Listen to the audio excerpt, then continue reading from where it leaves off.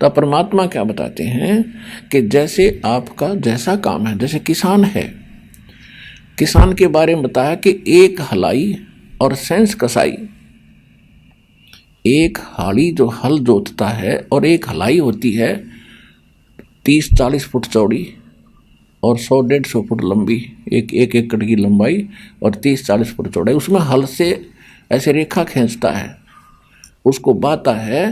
कहते एक हलाई में, एक हड़ाई, उस स्थान को हड़ाई बोलते हैं हमारे यहाँ, उसमें एक दर कसाइयों जितना पाप उस हाड़ी को लगता है, खेत जोतने वाले को।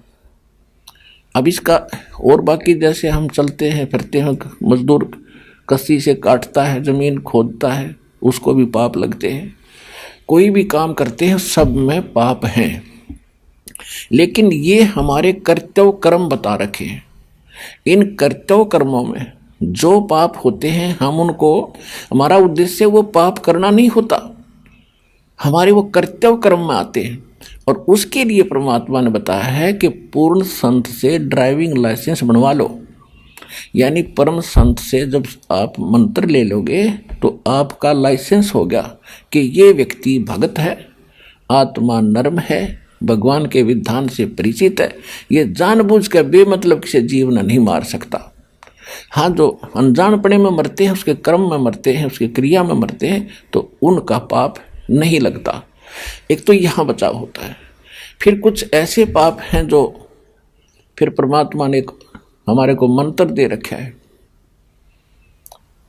ये जो विधि बता रखी है, प्रतिदिन नित्य नेम करना, सुबह दोपहर शाम की 3 वक्त की ये आरती करना, मंत्र जाप करना, धर्म दान करना, तो इनसे भी हमारे बहुत से पाप नाश हो जाते हैं। जैसे प्रतिदिन कपड़ा पहनते हैं हम, कपड़ा तो पहनना पड़ेगा, मैला भी होगा, स्वाभाविक है। यदि उसको फिर साबुन और जल से धो लिया जाए तो स्वच्छ हो जाता है। तो परमात्मा ने जो साधनाएं हमें बताई हैं इन कर्मों को धोने के लिए, यानी जो जान कर मारे वो पाप, अनजाने में मर जाए वो पाप नहीं, लेकिन फिर भी उसमें क्रिया देखी जाती है। और कुछ ऐसे कर्म हैं जो हमें जो करने पड़ते हैं, जिस कारण से हम उनके लिए फिर क्या बता रखा है, ये प्रतिदिन की साधना बता रखी है। तो ये साबुन और हमारा जल है, तो रोजाना हम अपने साधना करते हैं, इससे भी वो पाप नाश हो जाते हैं। जैसे कपड़ा डेली मैला होता है, उनको रोजाना साफ कर दिया जाता है।